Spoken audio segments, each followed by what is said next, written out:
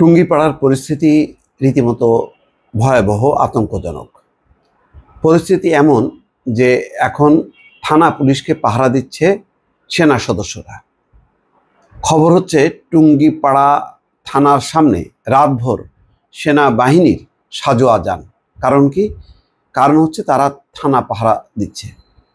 আর এদিকে যারা পুলিশের উপর হামলা করে আসামি ছিনতাই করে নিয়ে গেছে তাদের কাউকে ধরা যায়নি, ধরা সম্ভব না। কেননা পুলিশ নিজেই এখন তার নিরাপত্তার জন্য সেনাবাহিনী দ্বারা পরিবেষ্টিত। যদিও বলা হচ্ছে যে যারা হামলা করেছে তাদের বিরুদ্ধে অভিযান চলছে, কিন্তু কি অভিযান চলছে গতকাল থেকে এই পর্যন্ত কাকে কাকে গ্রেপ্তার করা হয়েছে তার কোনো তথ্য কিন্তু গণমাধ্যম দিতে পারেনি। গোপালগঞ্জের টুঙ্গিপাড়া থানা সারা রাত ঘিরে রেখেছে সেনাবাহিনীর সদস্যরা। দর্শক, এটা হচ্ছে সমকালের রিপোর্টের প্রথম লাইনটাই হচ্ছে সারা রাত ঘিরে রেখেছে। জানা গেছে আটক ব্যক্তিকে ছিনিয়ে নিয়ে পুলিশের উপর হামলার ঘটনায় নিরাপত্তা দিতে সাজোয়া যান নিয়ে রাতভর থানা ঘিরে রাখেন তারা। প্রত্যক্ষদর্শীরা জানান রোববার রাত 9:30 থেকে সোমবার সকাল 8:30 পর্যন্ত সাজোয়া যান টুঙ্গিপাড়া থানার সামনে অবস্থান করেন সেনা সদস্যরা। এর আগে আওয়ামী লীগ ছাত্রলীগ সন্দেহে আটক ব্যক্তিদের ছিনিয়ে নিতে পুলিশের উপর হামলা চালায় তাদের সমর্থকরা। এ সময় টুঙ্গিপাড়া থানার 5 পুলিশ সদস্য আহত হয়। হামলাকারীরা স্থানীয় আওয়ামী লীগের সমর্থক বলে জানিয়েছে পুলিশ। এই ঘটনায় একজনকে আটক করা হয়েছে। রোববার সন্ধ্যা 7টার দিকে টুঙ্গিপাড়া উপজেলা সদরের বঙ্গবন্ধু সমাধির পাশে খান সাহেব শেখ মোশাররফ হোসেন স্কুল অ্যান্ড কলেজের সামনে এই হামলার ঘটনা ঘটে।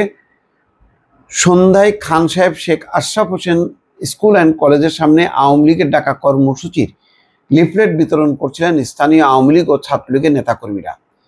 এই খবর পেয়ে পুলিশ ঘটনাস্থলে পৌঁছে লিফলেট বিতরণ বন্ধ করতে গেলে পুলিশের সঙ্গে বাকবিতণ্ডা হয়।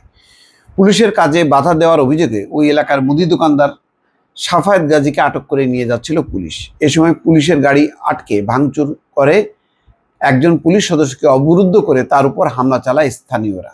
মানে গাড়ি ভাঙচুর করে একজন পুলিশ সদস্যকে অবরুদ্ধ করে তার উপর হামলা চালায়। পরে থানার অন্য পুলিশ সদস্যরা ঘটনাস্থলে এলে তারাও তোপের মুখে পড়ে। পরে ঘটনাস্থলে উপজেলা নির্বাহী কর্মকর্তা পৌঁছে অবরুদ্ধ পুলিশ সদস্যকে ছাড়িয়ে নেন। বর্তমানে ওই এলাকায় থমথমে পরিস্থিতি বিরাজ করছে।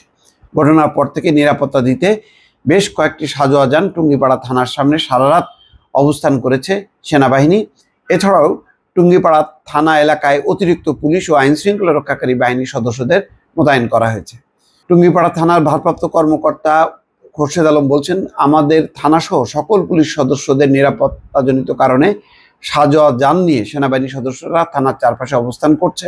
হামলায় 5 জন পুলিশ সদস্য আহত হয়েছে। দোষীদের বিরুদ্ধে আইনানুগ প্রক্রিয়া চলমান। টুঙ্গিপাড়া থানার ইওনো মোহাম্মদ মইনুল হক বলেন, পুলিশের গাড়ি ভাঙচুর এবং একজন পুলিশ সদস্যকে অবরুদ্ধ করে রাখা হয়েছে এমন সংবাদ পেয়ে ঘটনাস্থলে যায়।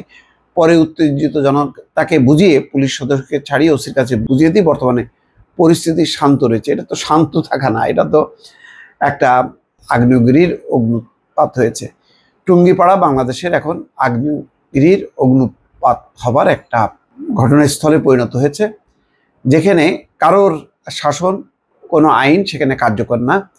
টুঙ্গিপাড়া রীতিমতো একটা আওয়ামী লীগের স্বাধীন রাজধানী বলা যায়, সেই রাজধানীতে পরিণত করেছে তারা। দর্শক, ভালো থাকবেন। আল্লাহ হাফেজ।